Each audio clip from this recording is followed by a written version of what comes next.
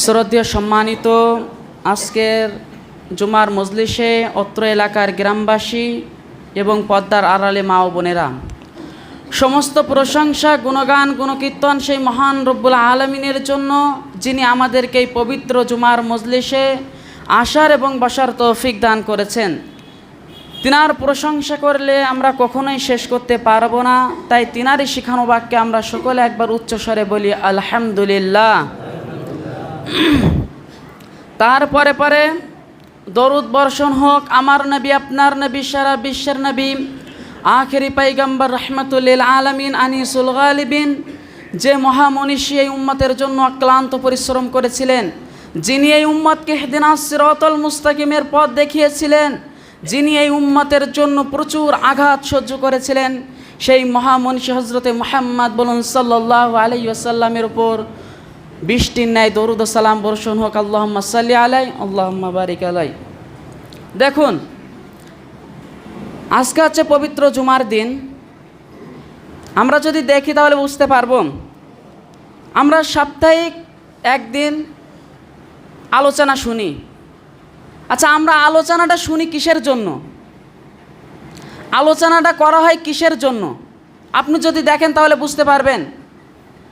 আজকের আলোচনা শোনার পরেও মানুষ কেন খারাপ কাজ থেকে বাইর হয়ে আসতে পারছে না? আলোচনা শুনছে কন্টিনিউ, এক বছরে 52 সপ্তাহে আলোচনা শুনছে। এমনকি ছোটোবেলা থেকে এখন প্রায় 40 বছর বয়স হয়ে গিয়েছে, 40 বছর আলোচনা শুনছে। তা সত্ত্বেও মানুষ কেন আজকে খারাপ কাজ থেকে বেরিয়ে আসতে পারছে না? কেন আজকে মানুষ নোংরা কাজ থেকে বাইর হয়ে আসতে পারছে না? কত সপ্তাহ আলোচনা শুনেছেন, তা সত্ত্বেও কেন বাইর হয়ে আসতে পারছেন না? দেখুন, আপনি যদি হাদিসের দিকে লক্ষ্য করেন, আল্লাহর নবী সাল্লাল্লাহু আলাইহি ওয়াসাল্লাম বলছেন যে ইন্নামাল আমালু বিন্নিয়াত, নিশ্চয়ই মনের সংকল্প অনুযায়ী কাজের ফল পাওয়া যায়। নিশ্চয়ই মনের সংকল্প অনুযায়ী কাজ করা হয়। ওয়া ইন্নামা লিকুল্লি ইমরিইম মা নাওয়া, মানুষ জাতি যাই নিয়ত করবে সে তাই পাবে। ফামান কানাত হিজরাতুহু ইলাল্লাহি ওয়া রাসূলিহি, কোন আল্লাহর বান্দা যদি আল্লাহ এবং আল্লাহ রাসূলের জন্য হিজরত করে, ওয়া হিজরাতুহু ইলাল্লাহি ওয়া রাসূলিহি, তার হিজরত আল্লাহ এবং আল্লাহ রাসূলের দিকেই হবে। ওয়ামান কানাত হিজরাতুহু ইলা দুনিয়া, আর কোন আল্লাহর বান্দা যদি দুনিয়ার জন্য হিজরত করে, আও ইমরাতিন তাজাউজুহা, কোন নারীকে বিবাহ করার জন্য হিজরত করে, ফা হিজরাতুহু মা হাজারা ইলাইহি, তার হিজরত ওই দিকেই হবে, বান্দা যেদিকে হিজরত করেছে। এই হাদিস থেকে আমরা কি বুঝতে পারলাম? যে আপনি যে কোনো কাজ করবেন আপনার প্রথম নিয়ত থাকতে হবে, আপনার সর্বপ্রথম নিয়ত থাকতে হবে। নিয়ত থাকলে আপনি সেই কাজ সম্পূর্ণ করতে পারবেন। আচ্ছা, আমি যদি প্রশ্ন করি, বলেন তো এই বিগত আপনি যে কয়েক দিন জুম্মার আলোচনা শুনছেন, বিভিন্ন জলসার আলোচনা শুনছেন, আপনি বলেন এই জুমার মজলিসে আসার আগে আপনি কি কোনো নিয়ত করেছেন যে আমার জীবনটা পরিবর্তন করতে হবে আজকে জুমার মজলিসে গিয়ে? আপনি কি নিয়ত করেছেন যে আজকের জুমার মজলিসে যা আলোচনা হবে আমি তাই মানব? আপনি কি মেনেছেন? আপনি কি বাড়ি থেকে নিয়ত করে এসেছেন যে আজকের জুমার মজলিসে যে আলোচনা হবে আমার পক্ষে যাক আর বিপক্ষে যাক আমাকে মানতে হবে? এ নিয়ত কি আপনি বাড়ি থেকে করে এসেছেন? আপনি করেননি। আপনি আপনার মনে নিয়ত করেনই না যে আপনি যা আলোচনা হবে ভালো কাজের আলোচনা হবে, ভালো কাজ আমি করব অথবা মানব, এ নিয়ত আপনি বাড়ি থেকে করে আসেননি। তাহলে জাতি কেমন করে ভালো কাজ করবে? জাতিকে যদি কানের ভেতরে স্পিকার লাগিয়েই দেওয়া হয় বক্তব্যর, জাতি কিন্তু ভালো পথে আসতে পারবে না যতক্ষণ সে অন্তর না পরিষ্কার করবে। আল্লাহ সুবহানাহু ওয়া তাআলা পবিত্র কোরআনুল কারীম সূরার নাম সূরা আলার ভিতরে বলছেন, কদ আফলাহা মান তাযাক্কা, ওই ব্যক্তি সাকসেসফুল, ওই ব্যক্তি নাজাত পেয়ে গেল যে ব্যক্তি তার নফসকে, যে ব্যক্তি তার অন্তরকে পরিষ্কার করে নিল। অন্তর পরিষ্কার করবেন কিভাবে? অন্তর পরিষ্কার করতে গেলে সর্বপ্রথম আল্লাহ সুবহানাহু ওয়া তাআলাকে আপনার স্মরণ করতে হবে। অন্তর পরিষ্কার করতে গেলে আল্লাহকে দৈনিক 5 ওয়াক্ত আল্লাহকে ডাকতে হবে। আপনি অজুহাত দেখাচ্ছেন, মানুষের হাত হইতে 3টা হয়ে থাকে, আমরা জানি 2টি, ডান হাত বাঁ হাত, আর একটা হচ্ছে অজুহাত। আপনি যতই অজুহাত দেখান, আমি মাঠে কাজ করি, আমি গাড়ি চালাই, আমি ব্যবসা করি, আমি বিজনেস করি, আমি 5 ওয়াক্ত সালাত আদায় করতে পারি না, আপনার জন্য ভুল হবে। আপনি মাঠে আছেন, মাঠেই সালাত আদায় করুন। আপনি অসুস্থ আছেন, অসুস্থ অবস্থায় বাড়ি শুয়ে থেকে নামাজ আদায় করুন, আপনাকে নামাজ আদায় করতে হবে। আপনাকে দৈনিক 5 ওয়াক্ত আল্লাহ সুবহানাহু ওয়া তাআলার স্মরণ করতে হবে। অবশ্যই স্মরণ করতে হবে। নচেত আপনি যে শুধু জুমার মজলিসে আসলেন, বছরে 52টা সপ্তাহ জুমার মজলিসে আসলেন, আর 2টি ঈদুল আজহার আর ঈদুল ফিতরে গেলেন, এই করে আপনি জান্নাত কখনো আশা করতে পারেন না। এমন করলে আপনার কখনো জান্নাত আপনি আশা করতে পারেন না। আপনার কখনোই জান্নাত হবে না যতক্ষণ না পর্যন্ত আপনি আল্লাহর দিকে ফিরে যাবেন। আপনি মনে করছেন যে আমি 40টা বছর পার করে এসেছি, আল্লাহর ইবাদত করিনি, আমি 20টা বছর পার করে এসেছি, আমি আল্লাহর ইবাদত করেননি। আপনি ভেবে দেখুন, আপনি যদি আপনার পিতার 5 বছর আনুগত্য না করেন, আপনার পিতার কথা যদি আপনি না শোনেন, আপনি 5 বছর পরে আপনার পিতার কাছে গিয়ে ক্ষমা চাবেন, আপনার পিতা একটু দেরি করতে পারে, আপনার পিতা কয়েক ঘন্টা অভিমান করে থাকতে পারে, কিন্তু আল্লাহ সুবহানাহু ওয়া তাআলা বলছেন, তুমি বান্দা জেনা করেছো, তুমি ব্যভিচার করেছো, তুমি সুদ খেয়েছো, তুমি ঘুষ খেয়েছো, তুমি ইসলামের যত কার্যকলাপ সীমা লঙ্ঘন করে ফেলেছো, তুমি বান্দা ইরজি ইলা রাব্বিকি রাদিয়াতাম মারদিয়া, তুমি তোমার রবের দিকে আনন্দ চিত্তে খুশি হয়ে ফিরে আসো, ফাদখুলি ফি ইবাদি, আর আমার নেককার বান্দাদের ভেতরে তুমি ঢুকে যাও, ওয়াদখুলি জান্নাতি, এবং তুমি জান্নাতে প্রবেশ করো। তাহলে আল্লাহ সুবহানাহু ওয়া তাআলার দয়া দেখেন, আপনি যতই পাপ করেন, 40 বছর পাপ করে চলেছেন, আপনি 20 বছর পাপ করে চলেছেন, আপনার হায়াতের সমস্ত সর্ব অবস্থায় পাপ করে চলেছেন, কিন্তু আপনি আল্লাহর দিকে ফিরে আসুন, আল্লাহ সুবহানাহু ওয়া তাআলা আপনাকে ক্ষমা করবেন, এ ওয়াদা আল্লাহ সুবহানাহু ওয়া তাআলা আপনাকে দিয়েছেন। কিন্তু আফসোসের বিষয়, দুঃখের বিষয়, আল্লাহ সুবহানাহু ওয়া তাআলা বলছেন, ফাসারাল হায়াতাদ দুনিয়া, তোমরা দুনিয়াকে অগ্রাধিকার দিয়ে ফেলেছো, ওয়াল আখিরাতু খায়রু আবকা, আখিরাত তোমাদের জন্য অতীব কল্যাণকর। আজকে এই কোরআনের আয়াতের সাথে আপনি মিলিয়ে নিন, আমরা দুনিয়াকে অগ্রাধিকার দিয়ে ফেলেছি, দুনিয়ার খেলতামাশায় আমরা মিটে গিয়েছি, দুনিয়াকে প্রাধান্য দিয়ে দিয়েছি, কিন্তু আল্লাহ বলছেন যে তোমাদের জন্য আখিরাত হচ্ছে কল্যাণকর। আজকে আমরা আখিরাতকে ভুলে গিয়েছি, আখিরাতকে আমরা ভুলে গিয়েছি। আখিরাতকে যদি আমরা না ভুলতাম, তাহলে আমরা দৈনিক 5 ওয়াক্ত সালাতে আমরা হাজির হতাম, আর আমরা দৈনিক 5 ওয়াক্ত সালাত আমরা আদায় করতাম, সে মসজিদে হোক কিংবা আপনি যে হালাতে থাকেন সেই হালাতে আপনাকে সালাত আদায় করতে হবে। আপনি যে হালাতে থাকেন আপনাকে সেই হালাতে আপনাকে সালাত আদায় করতে হবে। আপনি যদি দেখেন ইসলামের অনেক বিধিবিধান আছে, তাতে রুখসাত আছে, তাতে ছাড় আছে, কিন্তু সালাত আপনি সুস্থ থাকেন, অসুস্থ থাকেন, সফরে থাকেন কিংবা যে কোনো হালাতে থাকেন, আপনাকে সালাত আদায় করতে হবে। আর সালাত ছাড়া কোনো ব্যক্তি জান্নাতে যাবে এটা অসম্ভব ব্যাপার। আপনি ফিরে আসেন, আল্লাহ তো আপনার জন্য দরজা খুলে রেখে দিয়েছে। যদি আপনি দেখেন 99টা খুন করার পরে 100টা খুন করেছে, সেই ব্যক্তি যদি জান্নাত পেতে পারে, আমি আপনি কেন জান্নাত পাবো না? সেই ব্যক্তি যদি জান্নাতে প্রবেশ করতে পারে, আমি আপনি কেন জান্নাতে প্রবেশ করতে পারবো না? বিগত বিশাল জিনা করেছে একজন মহিলা, সেই মহিলাকে আল্লাহ সুবহানাহু ওয়া তাআলা যদি একটি কুকুরের পানি পান করানোর কারণে জান্নাত দিতে পারে, আর আমি আপনি আল্লাহ সুবহানাহু ওয়া তাআলার ইবাদত করলে আশা করি আমি আপনি জান্নাত পেয়ে যাব। অতএব আমাদেরকে সর্ব অবস্থায় জান্নাতকে তালাশ করতে হবে, সর্ব অবস্থায় আল্লাহ সুবহানাহু ওয়া তাআলার দিকে ঝুঁকে থাকতে হবে। আজকে আমরা আল্লাহ সুবহানাহু ওয়া তাআলাকে ভুলে গিয়েছি, আর আল্লাহর কথা অনুযায়ী আমরা দুনিয়াকে অগ্রাধিকার দিয়ে ফেলেছি, দুনিয়াকে ভালোবেসে ফেলেছি। আমি বিগত দিনে এটাও বলেছি, দুনিয়ার কতদিন আপনি থাকবেন, আমি দুনিয়ায় কতদিন থাকব। আমি এর আগেও বলেছি, দুনিয়া ক্ষণেকের জন্য। ইতিপূর্বে আপনি যদি দেখেন ফিরাউন আপনার চাইতে অনেক শক্তিশালী ছিল, নমরুদ আপনার চাইতে অনেক শক্তিশালী ছিল, বিভিন্ন যারা নেতা মন্ত্রী তারা আপনার চাইতে অনেক শক্তিশালী।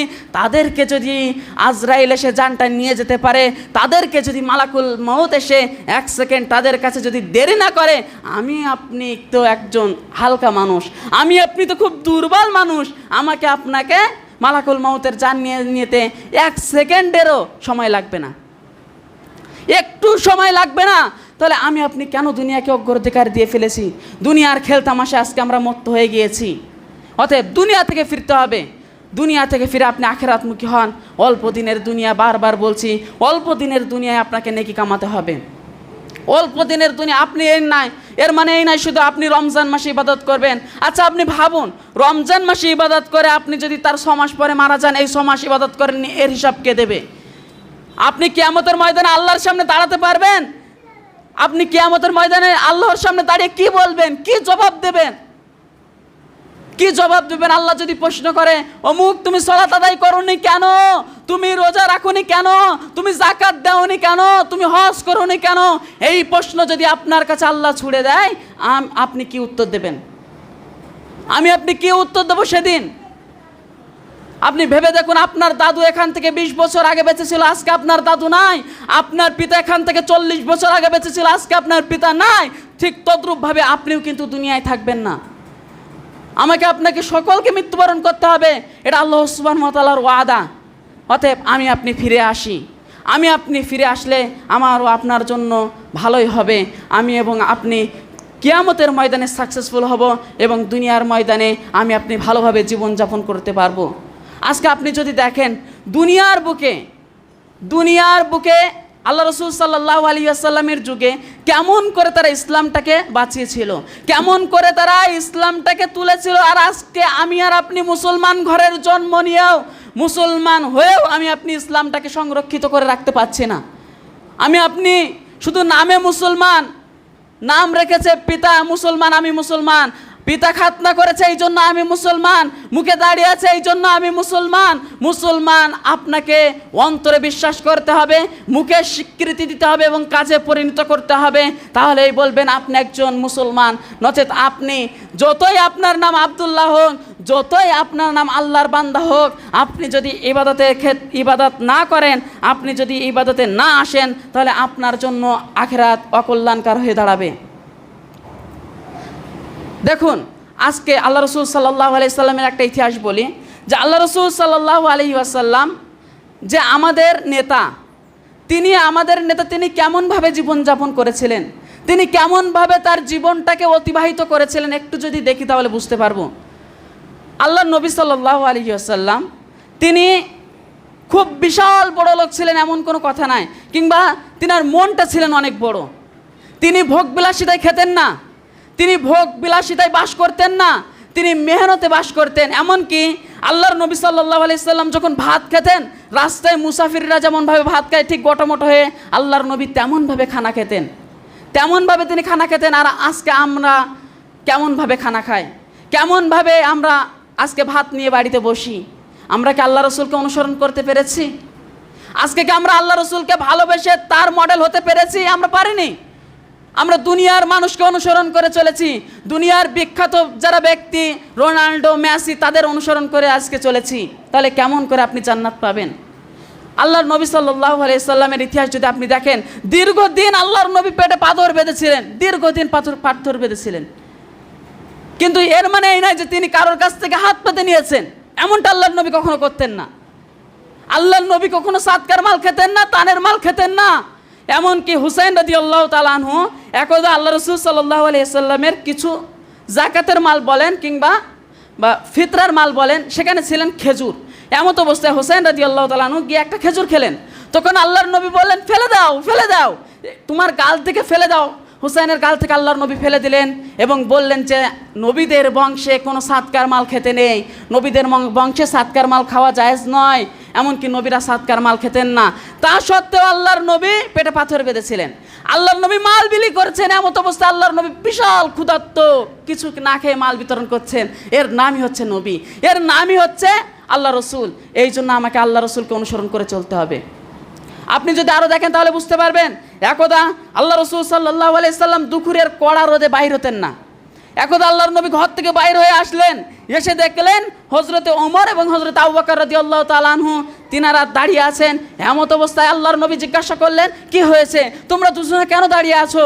তখন সেই দুই সাহাবী আবু বকর এবং ওমর তিনারা দুইজন বলছেন, আল্লাহর নবী, আমরা বাইর হয়ে এসেছি, আমরা কিছু খাইনি, আমাদের পেটে প্রচুর ক্ষুধা, আমরা বিশাল ক্ষুধার্ত অবস্থায় আছি।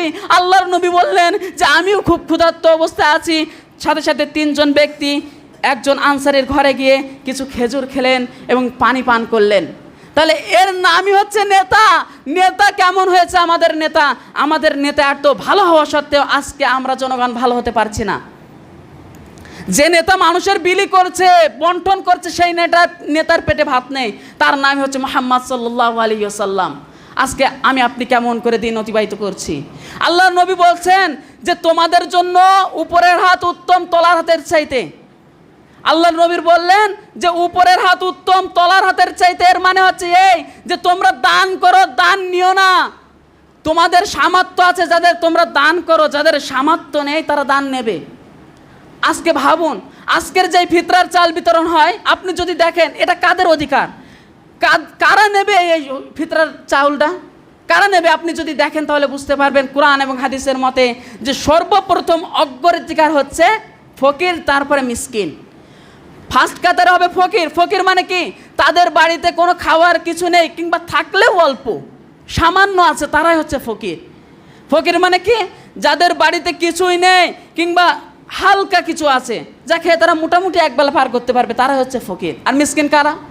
মিসকিন হচ্ছে তারা যারা মোটামুটি ভালোভাবে খাচ্ছে কিন্তু পরিবার চালাতে পারছে না, তার ছেলেকে স্কুল পড়াতে পারছে না, মেয়েকে প্রাইভেট দিতে পারছে না, এরাই হচ্ছে মিসকিন। আজকে আপনি বলুন, আল্লাহর নবী বললেন তলার হাতের চাইতে উপরের হাত উত্তম। আজকের সমাজের দিকে যদি আপনি চোখ ঘুরিয়ে দেখেন তাহলে বুঝতে পারবেন এতিম কতজন আছে আর মিসকিন কতজন আছে। আজকে যদি আপনি দেখেন ফকির কতজন আছে, মিসকিন কতজন আছে, আপনি বুঝতে পারবেন। আজকে আপনাকে আমি বারণ করছি না আপনি ফিতরার চাল নেবেন না, আমি আপনাকে বারণ করছি না যে আপনি ফিতরার চাল নিচ্ছেন কেন, একথা আমি আপনাকে বলছি না। আমি আপনাকে বলছি আপনি নেওয়ার হকদার তো, আপনি নিতে পারেন তো। কোরআন এবং হাদিসের মোতাবেক আপনি ফিতরার চাল নেবেন, আপনি নির্দিষ্ট একটা ব্যক্তি তো যে আপনি ফিতরার চাল নেওয়ার আপনার হক আছে। আপনি কেন নিচ্ছেন? যদি আপনার হক না থাকে আপনি কেন নিচ্ছেন? আপনার দুটি হাত আর দুটি পা আছে, তা সত্ত্বেও কেন আপনি ফিতরার চাল নেবেন? আপনি ইনকাম করে খেতে পারেন না? একটা রাজমিস্ত্রির জোগাড়ির দাম 360 টাকা, আপনি কেন রাজমিস্ত্রির জোগাড়ি করেন না? কেন আপনি হাত পেতে নেবেন? কেন নেবেন? আল্লাহর নবী সাল্লাল্লাহু আলাইহি ওয়াসাল্লাম বলছেন যে তোমরা যে সাদকা দাও না, এই সাদকাটা হচ্ছে কাঁচরা। কাঁচরা মানে কি? বাদ দেওয়া জিনিস। মানে আপনি যে নিজের মালকে পবিত্র করবেন, এই পবিত্র করার জন্য আপনাকে কিছু দিতে হবে, নিজের মাল পবিত্র করছেন। আচ্ছা, আপনি যদি দেখেন সাপ ইউজ করেন না, এই সাপ কী করেন? যে পরিষ্কার করে দেয়। ঠিক তদ্রূপভাবে এই যে আপনি সাদকা দেন, এই সাদকাটা আপনার মালকে পরিষ্কার করে দেয়। অতএব ওই যে সাদকাগুলো হচ্ছে কাঁচরা, আল্লাহ নবী সাল্লাল্লাহু আলাইহি সাল্লাম বলেছেন। আর আপনার সামর্থ্য থাকা অবস্থায় কেন আপনি কাঁচরা গ্রহণ করবেন? আপনার সামর্থ্য আছে তো, আপনি কেন নিচ্ছেন? এটা আপনার জন্য ঠিক নয়। এটা আল্লাহর নবী সাল্লাল্লাহু আলাইহি সাল্লামের আদর্শিত হওয়া নয়। আল্লাহর নবী কখনোই সাদকার মাল গ্রহণ করেননি। আপনি নিতে পারেন আপনি যদি অভাবী ব্যক্তি থাকেন। আপনি যদি প্রকৃতপক্ষে অভাবী হন তাহলে আপনি নেন, আর নচেত আপনি নিয়েন না। নিলে আপনার জন্য কিন্তু ভয়াবহ শাস্তি আছে কিয়ামতের ময়দানে। যারা সাদকার মাল গ্রহণ করে তাদের অর্থ সম্পদ থাকা সত্ত্বেও, যারা সাদকার মাল গ্রহণ করে তাদের ধন সম্পদ থাকা সত্ত্বেও, তাদেরকে কিয়ামতের ময়দানে মুখে একটা দাগ দিয়ে দেওয়া হবে, কিংবা মুখ থেকে কিছু মাংস তুলে নেওয়া হবে। এটা চিহ্ন করে দেওয়া হবে যে এই সব ব্যক্তিগুলো তারা সাদকার মাল কুড়িয়ে বেড়াইছে, এরা সাদকার মাল নিয়ে বেরিয়েছে, এমন এদের দাগ দিয়ে দেওয়া হবে। অতএব আমি আপনাকে বলবো, আপনি যদি প্রকৃতপক্ষে হকদার হয়ে থাকেন আপনি নেন, আর যদি হকদার না হয়ে থাকেন কিয়ামতের ময়দানে কিন্তু আপনার জন্য কঠিন থেকে কঠিন শাস্তি আছে। আজকে যদি আপনি সমাজের দিকে আরো লক্ষ্য করেন তাহলে বুঝতে পারবেন। আচ্ছা, আপনি বলুন, আল্লাহর নবী সাল্লাল্লাহু আলাইহি ওয়াসাল্লাম নিতে নিষেধ করেছেন যে তোমরা উপরের হাতে মানুষকে দাও, তোমরা মানুষকে দিয়ে থাকো, তোমরা দাও। আর আমরা কি করছি? কিছু মানুষ আছে তাদের সামর্থ্য আছে, বাড়ি 2-3টি ছেলে আছে বিশাল বড়, তা সত্ত্বেও তারা সাদকার মাল নিচ্ছে, তা সত্ত্বেও সাদকার মাল নিচ্ছে। কেন নেবেন ভাই? আচ্ছা, আপনি বলুন, আজকে আমাদের এই স্বরূপদা গ্রামে 100%-এর ভিতরে কত পার্সেন্ট মানুষের এক বেলা খাওয়া হয় তো আর এক বেলা খাওয়া হয় না? কতজন আছে? কতজন আছে স্বরূপদার ভিতরে যে তারা ফকির? কতজন আসে যে তারা মিসকিন? আপনি শতকরায় 10% দেখাতে পারবেন, 10% দেখাতে পারবেন। কেননা আপনাকে আমি বলি, আপনার ঘরে আপনি যে এখন রেশনের মাল দিচ্ছে, এক একজনে সম্ভবত 5 কেজি করে, সম্ভবত 5 কেজি করে এক একজন ব্যক্তির 5 কেজি চাল সরকার দিয়ে দিচ্ছে। আপনার মাসে 1500 টাকা ভাতা দিচ্ছে মহিলাদেরকে। আচ্ছা, 1500 টাকা মানে দিন আপনার 50 টাকা করে একজন মহিলার বাইর হচ্ছে, আপনি কেন সাদকার মাল গ্রহণ করবেন? আপনাকে তো দেওয়া হচ্ছে, আপনার তো পর্যাপ্ত পরিমাণ আছে দিন আনা দিন খাওয়া, না আপনি সাদকার মাল নিচ্ছেন কিসের জন্য? আপনি মনে করছেন আপনার মাঠে 2 বিঘি জমি নাই, এই জন্য আপনি জমি কিনবেন বলে সাদকার মাল নিচ্ছেন? আপনার ঘরের ছাদ দেওয়া হয় না বলে আপনার সাদকার মাল নিচ্ছেন? না আপনার কি হচ্ছে না যে আপনি সাদকার মাল নিচ্ছেন? সাদকার মাল নেওয়া ঠিক নয়। আপনি সাদকার মাল নেন যদি আপনি হকদার হয়ে থাকেন, নচেত আপনি ইনকাম করে খান। এর মানে এই নয় যে আমার 2 ভরি সোনা আছে, সোনার দোকানদার 50,000 টাকা পাবে, সাদকার মাল নিয়ে আপনি সোনার দোকানের টাকা শোধ করবেন, এর নাম আপনি হকদার হতে পারলেন না। আপনার মুখে কিন্তু কিয়ামতের ময়দানে দাগ থেকে যাবে, দাগ থেকে যাবে কি কিয়ামতের ময়দানে। আপনি 2 বিঘি মাঠে জমি কিনেছেন, আপনার 50,000 টাকা ঋণ আছেন, এর মানে এই নয় যে আপনি সাদকার মাল নিয়ে ওই ঋণ শোধ করতে পারেন, এর নাম সাদকার মাল নেওয়া নয়। আপনার সাদকার মাল নেন, আপনি নিজে চলতে পারছেন না, আপনি খেতে পারছেন না, তখন আপনি সাদকার মাল নিতে পারেন, নচেত আপনার জন্য সাদকার মাল নেওয়া বৈধ হয়ে দাঁড়াবে না। অতএব আপনি চেষ্টা করবেন যে মানুষের কাছে হাত পেতে না, বরঞ্চ হাতে দেওয়া। আপনি চেষ্টা করবেন, অনেক মানুষ আছে তারা নেয় না, তারা অনেক গরিব, তার খাওয়া হয় না, কিন্তু নেয় না, তাদের একটা আত্মসম্মান আছে। হ্যাঁ, আপনি নিতে পারেন, ইসলাম আপনাকে জায়েজ দিয়েছেন, আপনি নেন যদি আপনার না থাকে, অর্থাৎ আপনার নেওয়া আপনার জন্য বৈধ নয়। অনেক মানুষ প্রশ্ন করে যে সাদকার মাল, এই যে জাকাতুল ফিতর, এই জাকাতুল ফিতর মাদ্রাসায় কি দেওয়া যাবে? এখানে একটা বিশাল একটা মানে হয়েছে যে মাদ্রাসায় ফিতরের মাল দেওয়া যাবে না। আচ্ছা, আমি আপনাকে প্রশ্ন করি, মাদ্রাসা কি ফিতরের চাউল খায়? মাদ্রাসা খায়? কথা বলেন, মাদ্রাসা খায়? মাদ্রাসার দেয়াল কি ফিতরের চাউল খায়? খায় না। মাদ্রাসার ইট ফিতরার চাউল খায় না। মাদ্রাসায় তো 100 জন 70 জন ছেলে আছে আমাদের মাদ্রাসায়, উদাহরণ দেই, 70 জনের ভেতরে তো 20 জনা এতিম আর গরিব, 20 জনা মিসকিনের তালিকায় পড়ে যায়, তারা কি খায় না? তাদের কি দেওয়া যাবে না? মাদ্রাসা তো ফিতরার চাল খায় না, আর চাউল তো বিক্রিও করা হয় না মাদ্রাসা থেকে, তাহলে কেন আপনি বলছেন যে মাদ্রাসায় ফিতরার চাউল দেওয়া যাবে না? তাহলে ওই সব প্রতিষ্ঠানগুলো কেমন করে চলবে? ওগুলোও তো এতিমের কাতারে পড়ে যায়, সব ছেলেগুলো, ওগুলোও তো ছেলেগুলো মিসকিনের কাতারে পড়ে যায়। বেশ কিছু ছেলে আছে তারা হয়তো সামর্থ্যবান, আর বাদ বাকি ছেলেগুলোকে নিয়ে মাদ্রাসা কেমন করে চালাবে? জাতি কেমন করে উঠবে? একটা কবিতা বললে বুঝতে পারবেন। কবি কাজী নজরুল ইসলাম বলছেন, বিশ্ব যখন এগিয়ে চলেছে আমরা তখনও বসে, বিশ্ব যখন এগিয়ে চলেছে আমরা তখনও বসে, বিবি তালাকের ফতোয়া খুঁজি ফেকা হাদিস চষে, হানাফি ওয়াহাবিলা মাযহাবি এখনো মেটেনি গোল, এমন সময় আজরাইল আসিয়া হাকি কর দিল তল পিতল, ভিতরের দিকে যত মরিয়াছি বাইরের দিকে তত, গুনতিতে মোরা বাড়িয়া চলেছি গরু ছাগলের মতো। আজকে মুসলমান জাতি গরু ছাগলের মতো বেড়ে চলেছে। আজকে মুসলমান জাতি কম নেই, মুসলমান জাতি ইতিপূর্বে আছে যে বেধর্মীদের 5-6টা একজন মুসলমানের জন্য যথেষ্ট ছিল, বেধর্মীদের 5-7টার জন্য একজন মুসলমান অপরিহার্য ছিল, একজন মুসলমান 5-7 জনকে এমনি মেরে দিতে পারত। আজকে মুসলমান অনেক আছে কিন্তু তাদের ঈমান নেই। ঈমান না থাকার কারণে আজকে মুসলমান আজকে বিশ্ব এগিয়ে চলে যাচ্ছে, ইহুদিরা এগিয়ে চলে যাচ্ছে, নাসারারা এগিয়ে চলে যাচ্ছে, হিন্দুরা এগিয়ে চলে যাচ্ছে, আর মুসলমান আজকে বসে আছে। তার কারণ আজকে ঈমান হারিয়ে ফেলেছে। ঈমান আপনাকে কখন জাগ্রত করবে? ঈমান আপনার কখন তাজা হবে? আপনি যদি পবিত্র কোরআনুল কারীমের দিকে দেখেন তাহলে বুঝতে পারবেন। আল্লাহ সুবহানাহু ওয়া তাআলা বলছেন, যখন তোমরা কোরআন তেলাওয়াত করো তখন তোমাদের ঈমান বৃদ্ধি পায়। আচ্ছা, কোরআন তেলাওয়াত আপনাকে যদি বলি, এই মজলিসে যদি বলি কোরআন তেলাওয়াত কতজন করতে পারেন, শতকরা 10 জন হাত উঠবে, 10 জন হাত উঠবে। আপনি ইংলিশ পড়তে শিখে গিয়েছেন, আপনি বাংলা পড়তে শিখে গিয়েছেন, আপনি অঙ্ক কষতে শিখে গিয়েছেন, সব পারেন, কিন্তু আপনি কোরআন পারেন না। এটা তো লজ্জার বিষয়। আপনি সব কিতাব পড়তে পারছেন, আপনি সব ভালোভাবে বুঝতে পারছেন, টিউশনি করাতে পারছেন, কিন্তু দুঃখের বিষয় আপনি কোরআনটা পড়তে পারছেন না।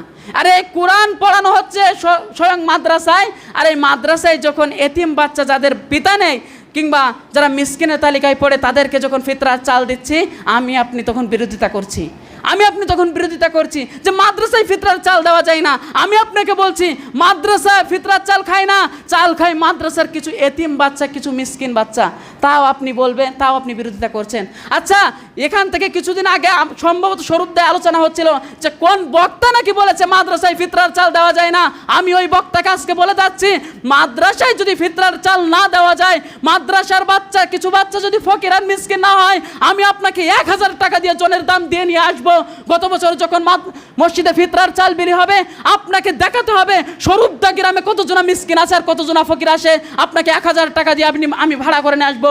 আপনি আশা করি কখনো মিসকিন আর ফকির স্বরূপদায় দেখাতে পারবেন না। আর দেখাতে পারলে আলহামদুলিল্লাহ, আপনি তাদেরকে চাল দিন। নচেত আপনি যে কথা বলেছেন, যে বক্তাই বলেন, আপনি আপনার কথাটা ফিরিয়ে নিন। অবশ্যই আল্লাহ সুবহানাহু ওয়া তাআলার কাছে দোয়া করি, ইয়া রাব্বুল আলামিন, তুমি আমাদেরকে সঠিক জিনিস জানার এবং বোঝার এবং আমল করার তৌফিক দান করো, আমিন। ইয়া রাব্বুল আলামিন, যতটাই আলোচনা শুনলাম, বক্তা সহ শ্রোতা সহ যেন আমরা 100 আমল করতে পারি, সেই তৌফিক তুমি দাও, আমিন।